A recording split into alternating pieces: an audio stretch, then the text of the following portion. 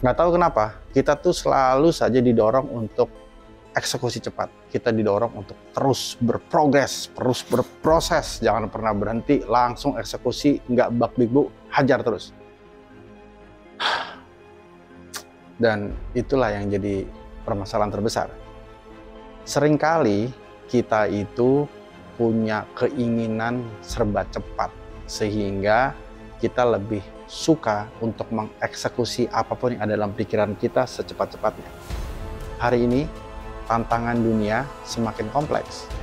Maka langkah pertama yang selalu lebih penting dari segalanya adalah memahami data. Nah, data inilah yang menjadi kelemahan banyak sektor, khususnya UMKM. Hanya tergoda dengan potensi-potensi bisnis atau melihat tetangga sebelah itu kemudian berhasil, kita lalu bikin bisnis yang sama. Padahal kita tidak memiliki data atau pemahaman yang lebih dalam. Ya jadinya gelap begini. Maka hal yang paling penting ketika kita ingin melakukan sesuatu di bidang apapun adalah melakukan riset. Riset hari ini sudah sangat mudah sekali. Riset lewat media sosial, riset lewat BPS, riset lewat SurveiMonkey, riset lewat one-on-one, riset lewat online, banyak banget caranya. Dan ini adalah langkah pertama yang harusnya kita lakukan sebelum kita melakukan apapun. Memulai bisnis, melakukan kampanye, menjual produk, semua harus dimulai dengan riset. Kalau tidak, kita akan berjalan dalam gelap. Nah, banyak brand-brand hari ini yang menggunakan pendekatan riset bukan saja untuk membangun pasarnya, tapi juga untuk memprediksi pasar masa depan. Dan ini adalah bagian paling penting dalam proses membangun brand, yaitu memiliki data dan gambaran agar kita bisa melangkah tidak dalam kegelapan. Minimal agak terang-terang sedikit, sehingga keputusan-keputusan yang kita bikin akan jauh lebih punya masa depan dan memiliki resiko yang lebih rendah. Nah, bagi pemilik usaha yang justru modalnya pas-pasan, riset ini sangat penting sekali karena kita tidak mau lagi mengalami kesalahan dari sesuatu yang tidak kita pelajari atau kita pahami.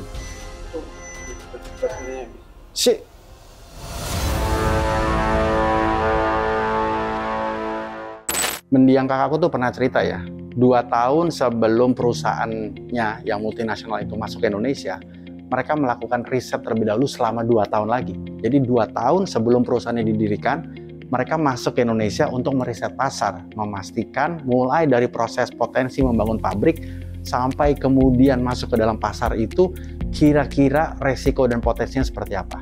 Setelah riset itu dilakukan, barulah persiapan selama 2 tahun lagi untuk membangun organisasinya. Baru kemudian bisnisnya dimulai. Ini untuk skala besar tentu saja ya, karena resikonya besar.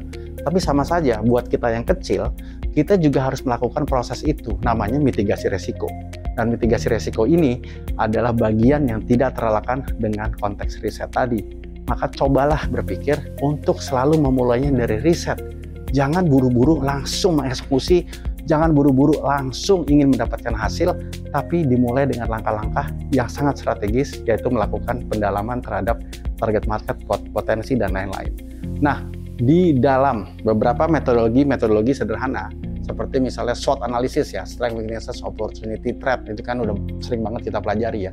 Ditulis satu-satu, apa itu potensinya, apa itu tantangannya, apa itu hal-hal yang harus kita perhatikan, dan itu membawa kita dalam proses riset. Ada lagi namanya misalnya PST, PES, politik, ekonomi, sosial, dan teknologi. Apa yang terjadi dalam konteks politik di daerah kita misalnya, atau kemudian bagaimana kondisi ekonomi, bagaimana kondisi sosial, bagaimana teknologi hari ini. Jadi riset bukan hanya fokus kepada si target market, tapi juga riset harus fokus kepada sektor-sektor tadi yang kemudian kita sebut kadang-kadang istilahnya ekonomi makro atau ekonomi mikro.